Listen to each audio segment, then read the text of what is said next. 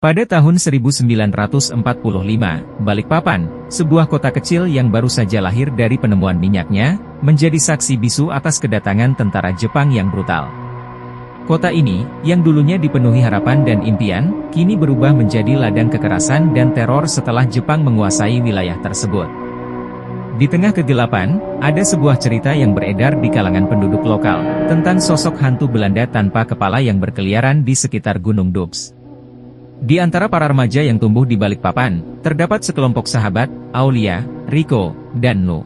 Mereka sering berkumpul di malam hari, berbagi cerita dan lelucon di balkon rumah Aulia sambil menikmati semilir angin malam yang dingin.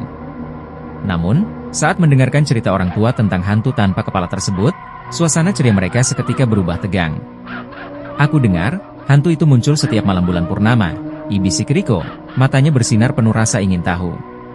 Katanya, dia adalah orang Belanda yang dieksekusi oleh tentara Jepang. Dia berjalan di sepanjang jalan setapak di Gunung Doubs, mencari kepalanya yang hilang. Nu, yang dikenal pemberani, menantang keinginan untuk membuktikan bahwa cerita itu hanyalah mitos belaka. "Ayo, kita pergi ke Gunung Doubs malam ini. Kita harus melihatnya sendiri." Di malam bulan purnama yang cerah, ketiga sahabat itu berangkat menuju Gunung Doubs, membawa senter dan keberanian. Dengan langkah hati-hati, mereka menyusuri jalan setapak yang mengarah ke puncak gunung. Suasana mencekam menyelimuti mereka saat suara-suara aneh menggema di antara pepohonan. "Kalian mendengar itu?" tanya Aulia, suaranya bergetar. Rico dan Nu saling pandang, ketakutan mulai merambat dalam diri mereka. Semakin dekat mereka menuju puncak, semakin jelas suara langkah kaki terdengar. Dalam kegelapan, mereka melihat siluet seseorang berdiri di tengah jalan setapak. Tubuhnya ramping, tetapi wajahnya tidak terlihat jelas. Tanpa kepala. Hantu itu melangkah perlahan ke arah mereka, matanya kosong seperti dua lubang hitam yang tak berujung.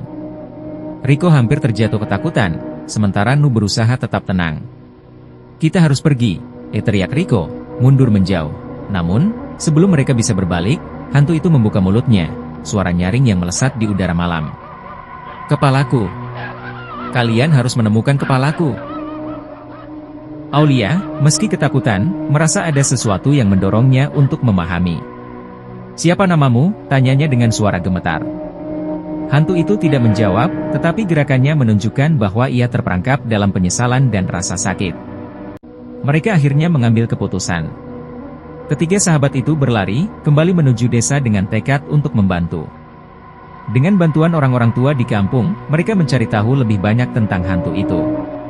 Ternyata, namanya adalah Jacob, seorang insinyur Belanda yang dibunuh dengan kejam. Setelah melakukan ritual sederhana yang diajarkan oleh orang tua, mereka kembali ke Gunung Doubs. Dengan hati yang berdebar, mereka memanggil nama Jacob.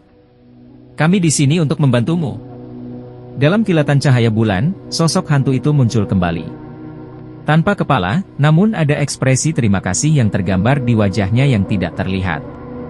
Perlahan, sebuah bentuk kabut memenuhi area sekitar, lalu hilang, seolah jiwa Jacob akhirnya menemukan ketenangan. Sejak malam itu, hantu Jacob tidak pernah terlihat lagi. Balikpapan pun kembali kepada kehidupan, meski kisah hantu tanpa kepala akan terus hidup dalam ingatan para remaja dan penduduknya. Mereka belajar bahwa terkadang, kehadiran yang menakutkan sebenarnya hanyalah jiwa yang mencari perdamaian.